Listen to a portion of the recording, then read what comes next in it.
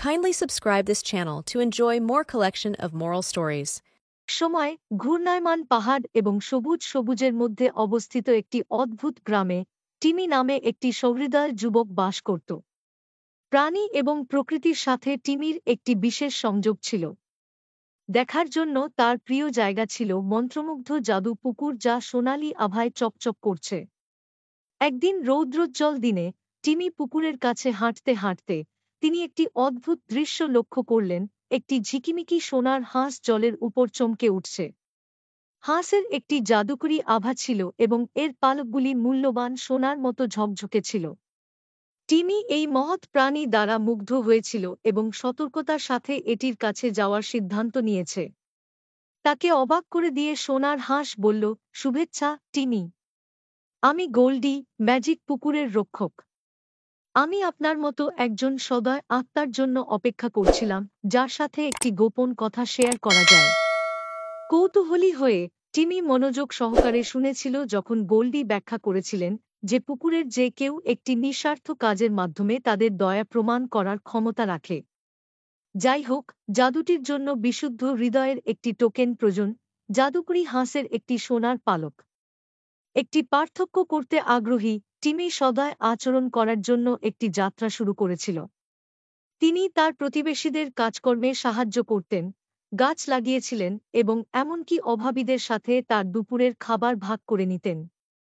TIMI তার পরোপকার কাজ চালিয়ে যাওয়ার সাথে সাথে সোনার হাঁস তার উপর নজর রাখল, তার কর্মের আন্তরিকতায় সন্তুষ্ট।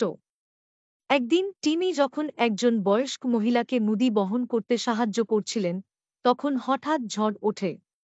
বৃষ্টি ঢেলেছে এবং বজ্র গর্জন করেছে, যার ফলে একটি বন্যা হয়েছে যা গ্রামবাসীদের তাদের বাড়িতে আটকে রেখেছে। বিনা দ্বিধায় টিমি তার প্রতিবেশীদের সাহায্য করতে ছুটে আসেন। তিনি অস্থায়ী সেতু নির্মাণের জন্য তার শক্তি ব্যবহার করেছেন, সবাইকে নিরাপত্তার দিকে নির্দেশ দিয়েছেন।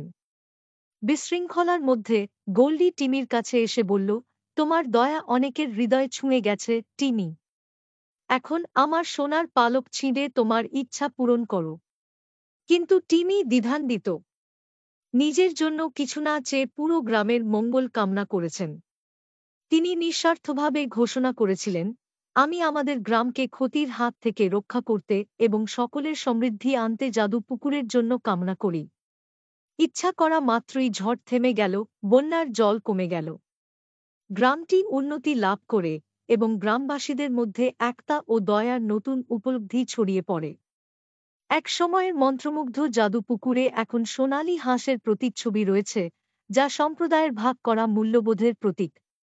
টিমির নিঃস্বার্থ ইচ্ছা শুধুমাত্র গ্রামটিকেই রক্ষা করেনি, বরং সোনার হাঁসটিকে একটি অভিভাবক আত্মায় রূপান্তরিত করেছে, যা ম্যাজিক পুকুর এবং এর লোকদের উপর নজরদারি অব্যাহত রেখেছে।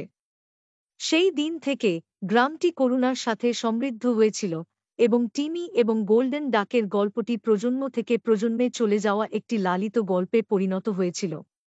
এবং তাই দয়ার জাদু এবং প্রকৃতি ও মানবতার মধ্যে বন্ধন গ্রামবাসীদের হৃদয়ে বিকশিত হয়েছিল, তাদের মনে করিয়ে দেয় যে সত্যিকারের সম্পদ সোনার মধ্যে নয়, বরং একটি সহানুভূতিশীল এবং ঐক্যবদ্ধ সম্প্রদায়ের উষ্ণতায় রয়েছে।